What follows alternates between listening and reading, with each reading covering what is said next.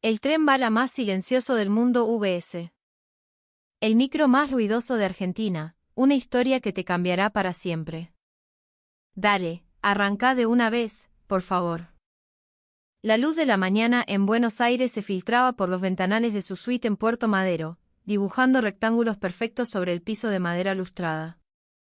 Afuera, la ciudad comenzaba su sinfonía caótica, un murmullo distante de bocinas y motores que, a unos 30 pisos de altura, lograba irritar a Claire Dubois.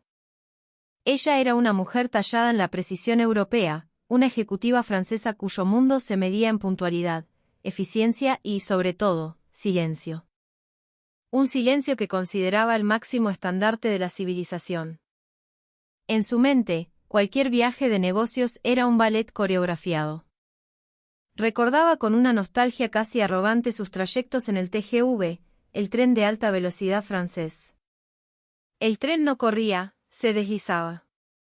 Era una flecha plateada cortando los campos de lavanda de la Provenza, un bisturí silencioso que diseccionaba el paisaje sin perturbarlo. Adentro, el único sonido era el discreto tintineo de una copa de chablis contra la mesa, el susurro de las páginas de un informe financiero. Los pasajeros, envueltos en sus propios mundos, respetaban un pacto tácito de no interferencia. Era un santuario de productividad y calma.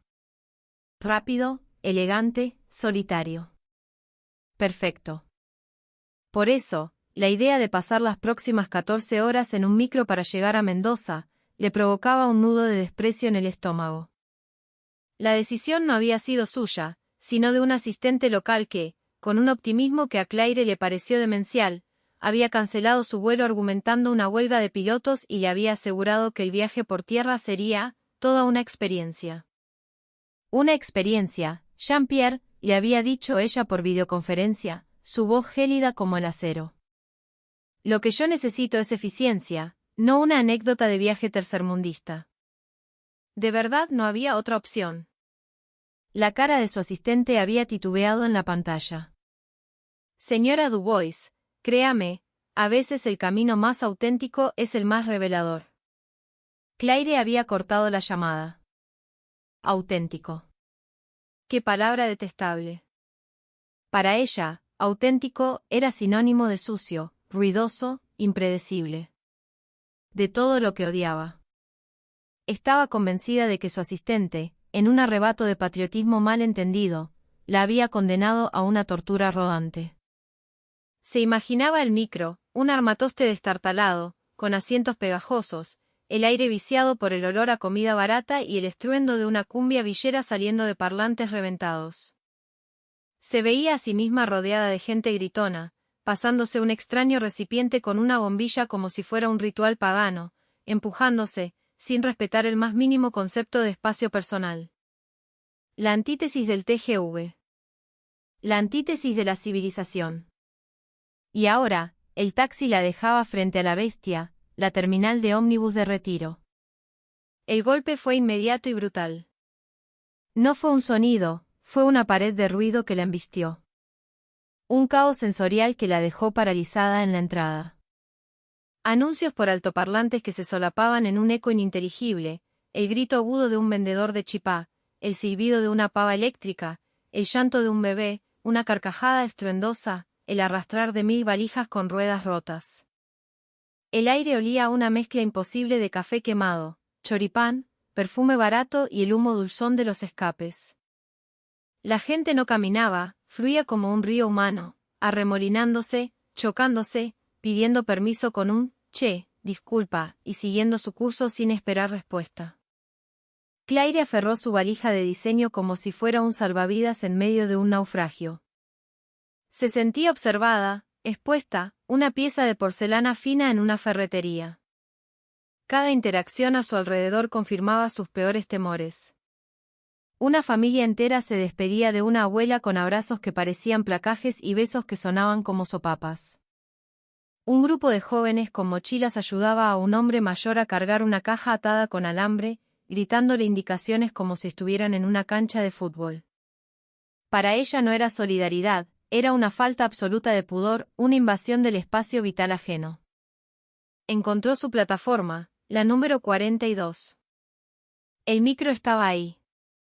No era el cacharro que había imaginado, pero tampoco era la obra de ingeniería aerodinámica del TGV. Era un vehículo de 2 pisos, alto, imponente, con algunos rayones en la pintura y el logo de la empresa un poco descolorido por el sol de 1000 rutas. Lo que más le llamó la atención fue el chofer. Apoyado en la puerta, con la camisa de la empresa un poco desabrochada y un escarbadientes en la boca, no revisaba los pasajes con la frialdad de un funcionario. Estaba charlando animadamente con los pasajeros que subían. «Dale, campeón, que hoy llegamos para el vinito», le gritó a un hombre con tonada cordobesa. «Subí, nena, con cuidado». «Deja que el equipaje me lo ocupo yo», le dijo a una chica que luchaba con un bolso. Era un caos, sí, pero era un caos con reglas propias, un caos cálido. Claire, sin embargo, solo veía desorganización. Mostró su boleto con la rigidez de una estatua. El chofer, un hombre robusto con bigote y ojos pícaros, la miró de arriba abajo. «Epa. Mirá qué visita internacional que tenemos. Bienvenida a bordo, madame. Mi nombre es Carlos, pero me dicen Carlitos. Cualquier quilombo, me chifla». Claire no entendió la mitad de las palabras, pero captó el tono. Era un intento de familiaridad que le resultó profundamente incómodo. Subió las escaleras sin responder, buscando su asiento, el número 12, con la determinación de quien entra en territorio enemigo. Lo encontró. Ventanilla. Perfecto. Se sentó, sacó sus auriculares con cancelación de ruido de última generación y se los calzó. El mundo exterior debía desaparecer. Se aisló, mirando por la ventana como la ruidosa y vibrante humanidad argentina abordaba su arca de Noé sobre ruedas, convencida de que las próximas 14 horas serían un infierno. No tenía la más remota idea de que ese viaje no la estaba llevando a Mendoza. La estaba llevando de vuelta a sí misma. El micro arrancó sin ninguna señal formal. No hubo un anuncio, ni un silbato, ni una voz aterciopelada indicando el inicio del viaje. Simplemente, el motor rugió un poco más fuerte y el paisaje de la plataforma comenzó a moverse con una lentitud perezosa. Claire lo notó casi por accidente. Se ajustó los auriculares, subió el volumen de una sinfonía de Debussy y se concentró en la pantalla de su tablet, donde la esperaban las proyecciones financieras de una viña mendocina. El mundo exterior, con su desorden y su estridencia, había sido oficialmente bloqueado. O eso creía ella. Pero el silencio de sus auriculares era artificial, una burbuja tecnológica en medio de un océano de vida. A los pocos minutos, un olor penetrante y extrañamente herbal se coló en su refugio. Era el mate. A su lado, una señora de unos 60 y pico, con el pelo teñido de un rubio desafiante y unos anteojos sostenidos por una cadenita de perlas falsas, estaba preparando el ritual con la parsimonia de un monje. Llenaba el recipiente de calabaza, acomodaba la yerba, vertía un chorrito de agua tibia del termo. Cada movimiento era preciso, practicado. Claire la miró de reojo, con una mezcla de curiosidad y repulsión. La mujer notó su mirada, le sonrió y, sin decir una palabra, le ofreció el mate. Claire negó con la cabeza, un gesto seco y cortante, y volvió la vista a su tablet. La mujer, lejos de ofenderse, se encogió de hombros y sorbió ruidosamente de la bombilla. GGGGRRRLLLLL. El sonido atravesó la música de Debussy y se instaló en el cerebro de Claire como una aguja. Intentó ignorarlo, pero era imposible. Era el sonido de la Argentina misma, un sonido gutural, íntimo y completamente ajeno a su mundo de silencios calculados. El viaje continuó. El micro devoraba la Ruta 7, dejando atrás el conglomerado de cemento de Buenos Aires para adentrarse en la llanura infinita de la Pampa. Un paisaje monótono, un verde chato que se extendía hasta un horizonte que parecía inalcanzable. En el TGV, un paisaje así habría sido una pintura en movimiento, observada a través de un cristal impoluto. Aquí, la ventana tenía algunas marcas de dedos y el paisaje no se deslizaba, se sacudía. Cada tanto, el micro se bamboleaba, recordándole a Claire que esto no era un viaje de placer, era una prueba de resistencia. De repente, una frenada brusca la sacudió en el asiento. El micro se detuvo en la banquina, en medio de la nada más absoluta. El motor tosió 2 veces, y se silenció. El aire acondicionado se apagó. El único sonido que quedó fue el murmullo colectivo de los pasajeros. ¿Qué pasó, Carlitos?, gritó alguien desde el fondo. La puerta de la cabina se abrió y el chofer asomó la cabeza, sin un ápice de pánico. Se rascó la nuca. Nada, muchachos, tranquilos. Parece que el burro se empacó. Un temita con el alternador, calculo. En 5, lo solucionamos. 5 minutos. Claire miró su reloj suizo. Eran las 3 de la tarde. Tenía una llamada programada para las 8. El pánico, frío y afilado, comenzó a treparle por la garganta. 5 minutos. En Argentina, eso podía significar cualquier cosa, desde 5 minutos reales hasta 5 horas. Esto era inaceptable. Una falta de profesionalismo atroz. En Europa, un tren con una avería sería reemplazado en menos de 1 hora, con compensaciones y disculpas formales. Aquí, el chofer lo anunciaba como si se le hubiera desatado un cordón. La gente, en lugar de quejarse, comenzó a bajar del micro. Como si fuera una excursión no planificada.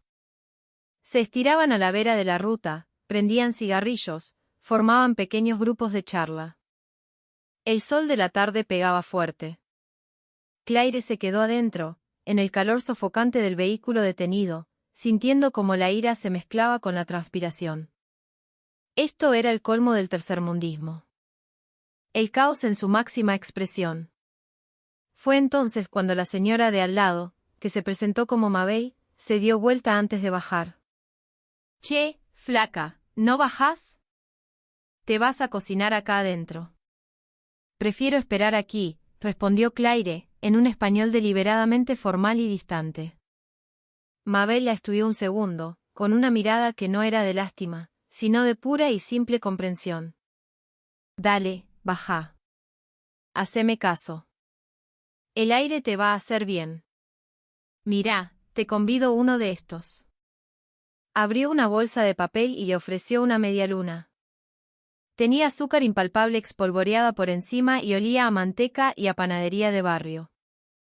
Claire iba a negarse, su orgullo le impedía aceptar nada en esa situación humillante. Pero el olor era demasiado tentador y su estómago, vacío desde el desayuno, rugió en una traición silenciosa. Dudó. «Dale, nena, no muerde», insistió Mabel con una sonrisa que le arrugaba los ojos. «Es para endulzar el mal trago». Finalmente, Claire cedió. Tomó la medialuna con la punta de los dedos. Era tibia, suave. Le dio un mordisco. El sabor la desarmó. Simple, dulce, reconfortante. Era un sabor que no tenía nada que ver con los croissants sofisticados de París, pero que hablaba un lenguaje universal, el de la pequeña bondad. Bajó del micro. El calor era intenso, pero el cielo era de un azul profundo y sin nubes. A lo lejos, vio a Carlitos, el chofer, con las manos llenas de grasa, trabajando en el motor abierto junto a 2 pasajeros que le sostenían una linterna y le pasaban herramientas, dándole consejos no solicitados. «Fíjate la correa, Tano, para mí que es un cable de masa, boludo». No eran mecánicos, pero ayudaban. Porque sí. Un poco más allá, un joven había sacado una guitarra de su funda y rasgueaba una melodía nostálgica, una samba. La gente se había sentado en el pasto a escucharlo. Mabel ya estaba cebando mate en una nueva ronda, compartiéndolo con un par de estudiantes que iban a Mendoza a visitar a su familia. Hablaban de fútbol, de política, del precio del dólar. Se quejaban del país, pero lo hacían con el cariño de quien se queja de un pariente incorregible. Claire se quedó de pie, apartada, observando la escena. La medialuna en la mano. El sonido de la guitarra, las risas, las discusiones apasionadas, todo se mezclaba con el zumbido de los insectos y el viento de la pampa. No era ordenado. No era eficiente. Era un quilombo. Pero por primera vez, notó que en ese quilombo había algo más. Había una conexión invisible que unía a toda esa gente varada en medio de la nada. Una solidaridad espontánea, una resiliencia que convertía un problema en una oportunidad para compartir. Mabel se le acercó de nuevo, esta vez con el mate en la mano. Ahora sí, no. No te vas a negar. Este es para la sed. Claire la miró. Vio los ojos amables detrás de los anteojos, la sonrisa genuina. Y por primera vez en mucho, mucho tiempo, bajó la guardia. Asintió. Merci, gracias. Tomó el mate. El metal de la bombilla estaba caliente. Aspiró, con torpeza. El sabor amargo y vegetal le invadió la boca. No le gustó, pero no importaba. Lo que importaba era el gesto. El ritual de compartir algo con una extraña. En ese instante, bajo el sol implacable de la ruta argentina, Claire Dubois sintió que el silencio de su mundo perfecto era, en realidad, una forma muy elegante de la soledad. Y que este ruido, este caos cálido, era el sonido de la compañía. Una hora más tarde, entre aplausos y chistes, Carlitos logró arrancar el motor. El micro volvió a la vida con un rugido triunfal. Todos subieron, con las caras un poco rojas por el sol y el ánimo renovado. El ambiente adentro había cambiado. Ya no eran 70 extraños. Eran los sobrevivientes del alternador de la Ruta 7. El viaje continuó. El sol comenzó a caer, tiñendo el cielo de naranjas y violetas espectaculares. La pampa, antes monótona, ahora le parecía a Claire un lienzo de una belleza sobrecogedora. Ya no escuchaba a Debussy. Sus auriculares estaban guardados en el bolso. Escuchaba las historias de Mabel, que le contaba de sus nietos, de su receta de empanadas, de sus viajes por el país. Claire, a su vez, se encontró hablándole de su trabajo, de la presión, de la soledad de vivir en hoteles de lujo. El azafato, un pibe joven con mucho chamullo, sirvió la cena, un sándwich de milanesa en un pan que no era gourmet pero sí honesto, y un vasito de plástico con vino tinto. Le guiñó un ojo a Claire. Para que afloje, jefa. El Malbec mendocino empieza acá. Claire sonrió. Una sonrisa de verdad. Se dio cuenta de que en el TGV, nadie le habría dirigido la palabra. Nadie le habría ofrecido una medialuna, ni un mate. Nadie se habría preocupado si bajaba o no del tren. Hubiera viajado en una cápsula de silencio y eficiencia, llegando a destino puntualmente, pero exactamente igual de sola que al partir. Aquí, en este micro ruidoso, imperfecto y propenso a averías, se sentía acompañada. El ruido no era una molestia. Era el murmullo de la vida. La charla constante, el llanto de un bebé que era calmado por la caricia de un vecino de asiento, la música que ahora ponía Carlitos, un rock nacional que todos parecían conocer, todo era parte de una misma banda sonora. El sonido de la tribu. Llegaron a la terminal de Mendoza pasadas las 2 de la mañana. Con 5 horas de retraso. A nadie pareció importarle. Las despedidas fueron largas y ruidosas, llenas de promesas de volverse a ver que probablemente nunca se cumplirían, pero que eran sinceras en ese momento. Chao, Mabel, un gusto. Gracias por los mates. Le dijo Claire, y el agradecimiento le salió del alma. Cuídate, piba. Y afloja un poco, que la vida es una sola, le respondió Mabel, dándole una palmada en el brazo. Claire bajó del micro y se quedó un instante en la plataforma, mirando cómo el vehículo, su salvador y su torturador, se alejaba lentamente. El aire de Mendoza era fresco y olía a montaña. Sacó su teléfono. Tenía un mensaje furioso de su cliente por la llamada perdida. Lo ignoró. Abrió un chat nuevo, el de su asistente, Jean-Pierre. Tenías razón, escribió. Fue toda una experiencia. La mejor en mucho tiempo. Guardó el teléfono y miró a su alrededor. La terminal, incluso de madrugada, bullía de una energía caótica y vital. Sonrió. Comprendió que la civilización no se medía por el nivel de silencio o la velocidad de sus trenes. Quizás, solo quizás, se medía por la capacidad de compartir un mate con un extraño en una ruta desierta. El TGV era rápido, sí. Pero te llevaba de un punto a un punto B. El micro argentino era lento y ruidoso. Pero te llevaba a conocer a la gente. Y en el fondo, ese era el único viaje que de verdad importaba. El silencio, se dijo, es soledad. El ruido es compañía. Y Argentina, con todo su quilombo,